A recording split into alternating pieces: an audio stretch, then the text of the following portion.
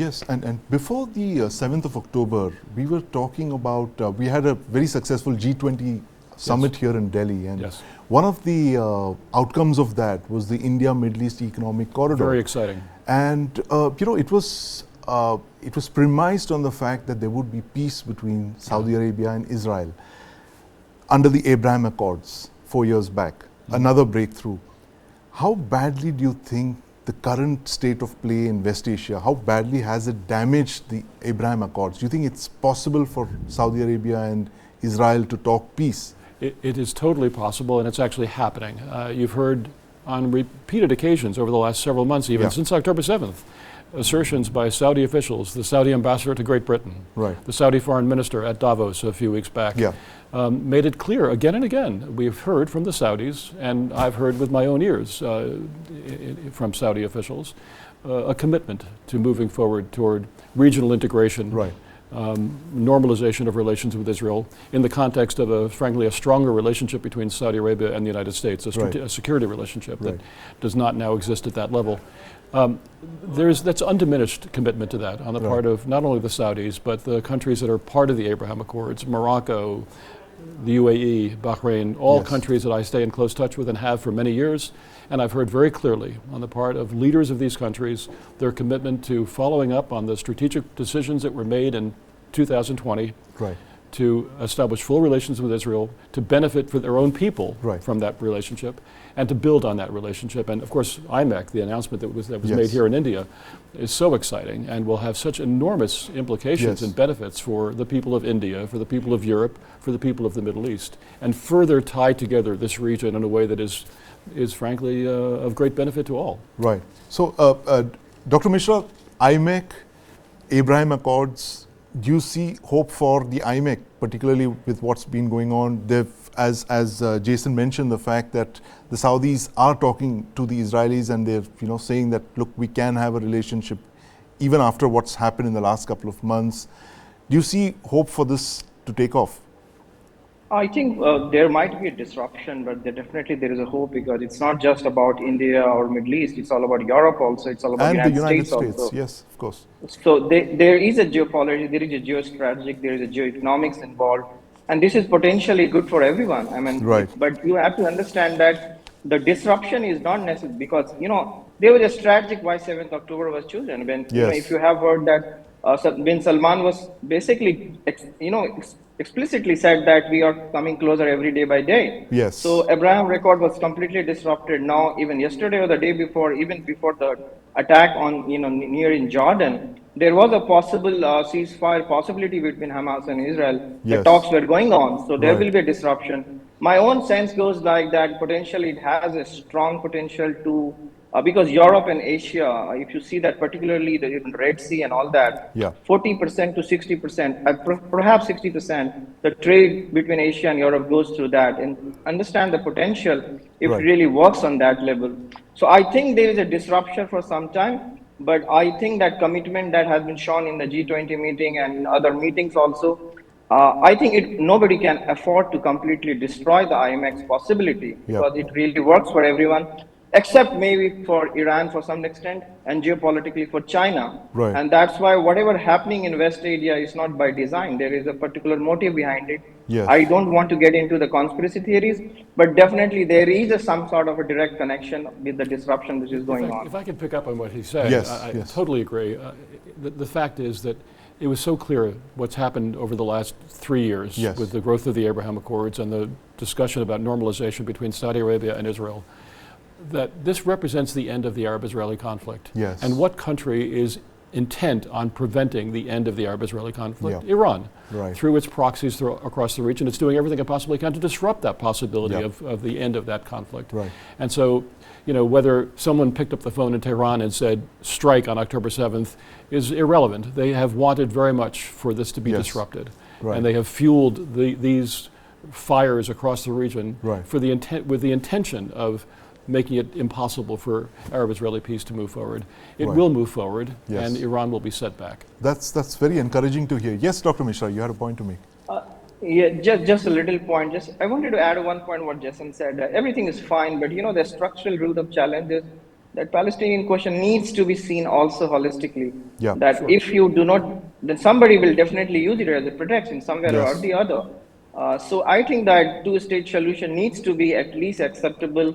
Right. I don't know in which way that state of Israel under Netanyahu, maybe some other government will see it differently. Yeah. But I think until you resolve the Palestinian question, these disruptions will be a strategic assets for Iran to continue there. Right. But you need to know that Iran has two centers of powers, and the religious powers, particularly under the Ayatollah Khamenei, Ayatollahs, yes. definitely would have more legitimacy, and the elections are coming for there also for Right. the change of guard. And I Right. think that Palestinian question needs to be seen Yes. along with all of this cooperation and on that. Otherwise, you will have more proxies, you will have more disruption, and you will have more killings, and Right. there would have more frustration for the world. Yeah, there's Right. no question. The Palestinian question cannot be Absolutely. Yeah. deferred indefinitely. It needs to be addressed. And Israel, as you can understand, is traumatized still Yes. by the massacre of October 7th.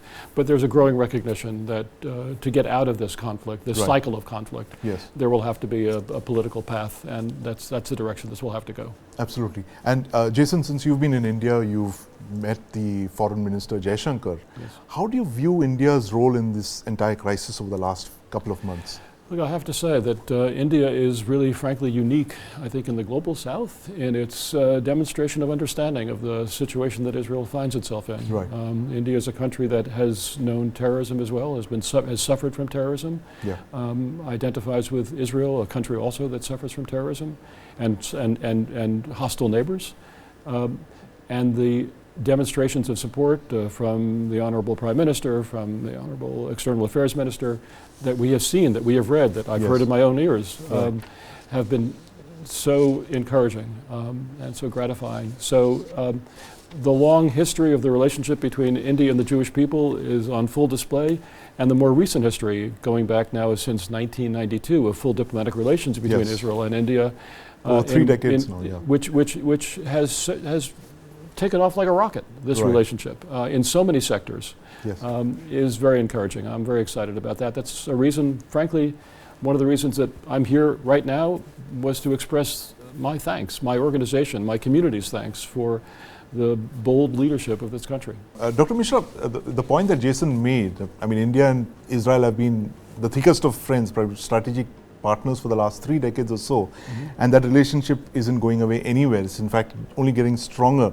But how does this relationship under Prime Minister Netanyahu, you know, the fact that he has now come out and said, look, you can't have an independent Palestine, how does that complicate matters for us? Because India, while we are very close to Israel, has also committed to a free Palestine. We have relations with the Palestinian government as well. How do you put this in perspective for us? You know, India, particularly under Modi, government, they have dehyphenated both the Israel and Yes. Palestinian relations, standalone relations. Basically, it was a message that we don't want the baggages while dealing Yeah. with Israel. And you know that before '92, there was a different baggages, particularly coming Yeah. from the larger Arab world. And But the Cold also War. with the Cold War situation, with the kind of narrative that Pakistan used to sell to the world, that have changed. Prime Minister Modi has Right. taken it a kind of a very aggressive stand on that. Dehyphenation was well strategic, calculated, and also you need to understand that India and Israel is not just it's a century-old relation. It's not just about nation-state relations. Yes. But there is a relation that has been gone. Indian Jewish community, which particularly the Cochin Jews and other Jews, have almost more than 75 to 80,000 who lives in Israel as a citizen now, as a Jewish citizen. So there is a direct connection for that also culturally. So there is a cultural regions also that India also look at, and also need to understand that the kind of infrastructure, particularly in the tech field, that Israel really offers to India. Yes. So it basically set them as a natural ally. But having said that, what Prime Minister Modi and particularly under Dr. Jaishankar and overall the India's foreign policy towards this region, they wanted to say that international law needs to be applicable everywhere, because that's somehow resolve many challenges. Because you know the proxy, the wars, and this and others, era is not for war. It's not a cliche. Yes. But definitely it makes resonance with a lot of things. You know, stability requires for any development and for projections and the well-being for the people, whether it's Israel or Palestinian or India. Right. So I think India is very well, placed in bringing if possible, there would be a kind of a rapprochement. And I think that even the Palestinian Authority looks at India sometimes, but you have to also understand that the geopolitics is not an easy game, it's a Yeah. chess. So sometimes, but I think in the long-term investment that India wants to have to resolve a lot of problems, Right. and engaging Israel, I think it's a kind of a very natural, trusted, long-term, and I think it will help both country, India and Israel. Also needs to understand there is an American connection attached to both, and that's the kind of good relations between United States, and that's why the I2U2 was one of the kind of Yes. organization was created for that, because there Right. is a good bonhomie going on between Europe, UAE and Israel And that was India. a spin-off of the Abraham Accords, Absolutely. the I2U2. It was announced in Washington when Yes. Minister Jaishankar was in Washington. At the same time that Sheikh Abdullah bin Zayed, the foreign minister of the UAE, was there. Right. And they tied in the Israeli foreign minister and Tony Blinken and, Yes. and launched this really very exciting project Yeah. to tie together the four countries in Right. ways that will advance in specific areas, in food security and some other issues that would advance the interests of all the countries. And again, involve India directly in the process of regional integration. Right. And in fact, the IMEC would have been just a subset of Larger that. And extension of that. absolutely. Yeah. And that was, yes, Dr. Mishra, you had a point to make? Yeah. So international cooperation requires stability in the particularly in the navigation, trade route, Yes. and all sort of things. So I think it's even in the best of the in Israel's if you say from that perspective, that they also need to understand that the resolving Palestinian question, at least in some way possible, which is Yeah. acceptable, would be best possible scenario in years to come. I mean, you can't see there is a war does not just bring about casualty at the border. Yes. You create a kind of a mental health problem, paranoid kind of a citizens. Yeah. And I think that in that scenario, international cooperation also required the domestic solutions. And I think in India can be and well placed in kind of creating a kind of a situation along with partners like United States, UAE, Yes. and all of these who wants good for the world and good for the different countries, including both Israel and Palestinians.